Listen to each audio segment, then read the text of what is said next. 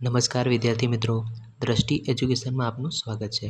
CET 2024 એટલે કે common entrance test 2024 ધોરણ 5નું પરિણામ આજરોજ આવી ગયું છે.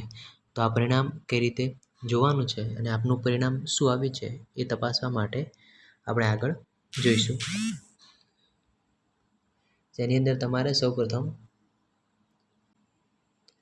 SCB એક્ઝામ લખીને સર્ચ કરવાનું છે. જેની અંદર તમારે જે પોર્ટલ ખુલે, જે પેજ ખુલે એના પર ક્લિક કરવાનું છે. જેવું તમે ક્લિક કરશો ત્યાં તમારે ગાંધીનગરની ગુજરાત સરકારની વેબસાઇટનું પેજ ખુલશે.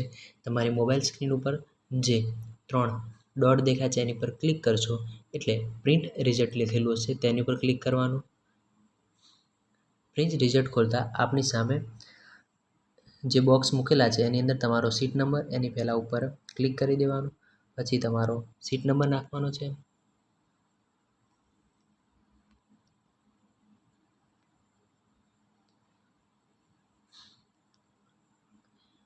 એ પછી તમારી ડેટ ઓફ બર્થ એટલે કે તમારી જે જન્મ તારીખ છે એ મૂકવાની છે અંદર. એ મૂક્યા પછી નીચે સબમિટનું બટન છે ત્યાં ક્લિક કરશો એટલે રિઝલ્ટ આપની સમક્ષ આવી જશે અને તે પોતાની જાતે જ તમારા મોબાઈલ ફોનની અંદર ડાઉનલોડ થઈ જશે. તે તમારી સામે રિઝલ્ટ રાજ્ય સરકાર બોર્ડનું CET 2024નું પરિણામ આવશે અને એની તમે માર્ક્સ જોઈ શકો છો.